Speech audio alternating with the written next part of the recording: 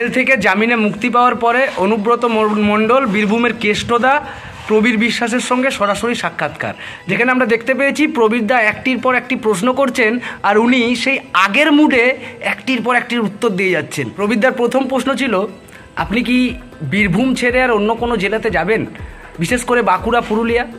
ওনার উত্তর ছিল, দিদি যদি বলে তাহলে চেষ্টা করবেন। যদি মমতা ব্যানার্জি বলে যে এখানে যা, তখন যাওয়ার মন না থাকলেও যেতে হয়। মুখ্যমন্ত্রী মমতা বন্দ্যোপাধ্যায়ের প্রতি ওনার একটা শ্রদ্ধা এখানে নজরে পড়েছে, এবং যেটা ধরা পড়েছে সেটা হচ্ছে উনি যদি এই মুহূর্তে কারুককে মানেন, প্রথম হচ্ছে মমতা বন্দ্যোপাধ্যায়, দ্বিতীয় হচ্ছে ওনার মেয়ে। প্রবীরদার প্রশ্ন, উনি ক্লান্ত হন না কেন? কেষ্টদার উত্তর ছিল, গাড়িতে চাপলে নাকি ওনার ক্লান্তি আসে না। গাড়ি জার্নি না করলে শরীরে একটা ম্যাচমেচে ভাব আসে, ক্লান্তি ভাব আসে। আর আমি যত গাড়ি জার্নি করি আমি কষ্ট বুঝতে পারি না। কেন? আমি প্রতিদিনের খাবার, এমনি খাওয়া দাওয়া সারাদিনে কি করেন?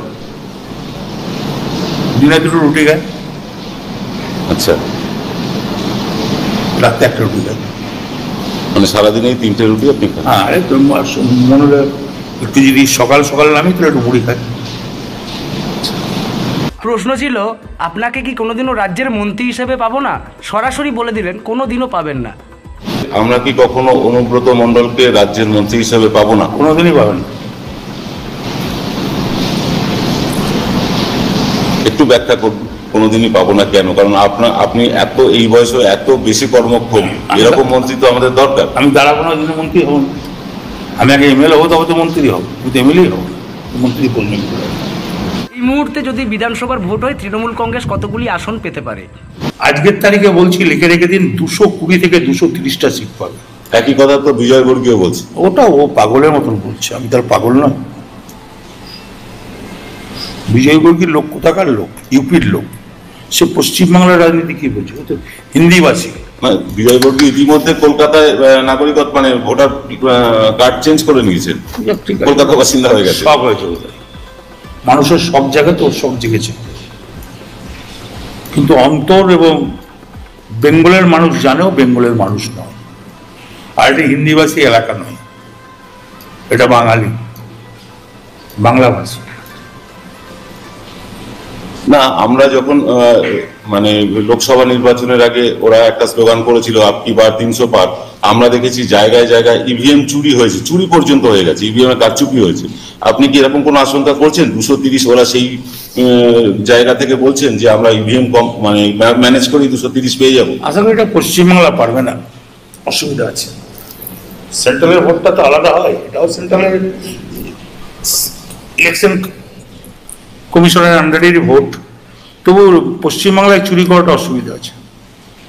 পশ্চিমবাংলার মানুষ মানবে না, জন আন্দোলন হয়ে যাবে, গণ আন্দোলন হয়ে যাবে, তাই তো?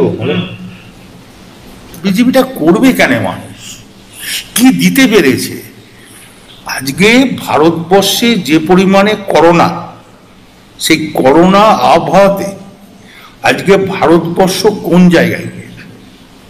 আজকে মমতা ব্যানার্জি যদি করোনাতে মানুষের পাশে না দাঁড়াতো, মানুষ তো খেতে পেত না। ঠিক এখনো কোনো মাইনে বন্ধ করে নাই। আজকের রাজনীতিতে মমতা ব্যানার্জির সম্বন্ধে অনেক কিছু বলা হচ্ছে, কিন্তু তারা অন্তর থেকে বলছে না, মুখে বলছে। অন্তরে তারা বলছে যে এরকম মুখ্যমন্ত্রী দেখা যায় না। সে বিজয়বর্গী হোক, আর নরেন্দ্র মোদী হোক, আর অমিত শাহ হোক, তাদেরকে ভেতরে ভেতরে স্বীকার করতে হচ্ছে যে এই ধরনের মুখ্যমন্ত্রী ভারতবর্ষে কোনোদিন হয়নি। ভিডিওটি আপনারা পুরোপুরি দেখতে পাবেন এনকে ডিজিটালের। আজকে সকালবেলায় ওই 8:30 নাগাদ একটা পোস্ট হয়েছে ইউটিউবে, এনকে ডিজিটালের প্ল্যাটফর্মে আপনারা দেখতে পেয়ে যাবেন পুরো ভিডিওটা। আপনারা চাইলে গিয়ে দেখে আসতে পারেন। যদি ভালো লেগে থাকে তো অবশ্যই শেয়ার করে দেবেন, আর একটা লাইক করে দিন, এবং আমার চ্যানেলটিকে সাবস্ক্রাইব করে রাখুন। পরবর্তীতে ভিডিও এলে আপনাদের কাছে নোটিফিকেশন পৌঁছে যাবে, তার জন্য বেল আইকনটি টিপে রাখুন। ধন্যবাদ, সঙ্গে থাকবেন। জয় হিন্দ, জয় বাংলা।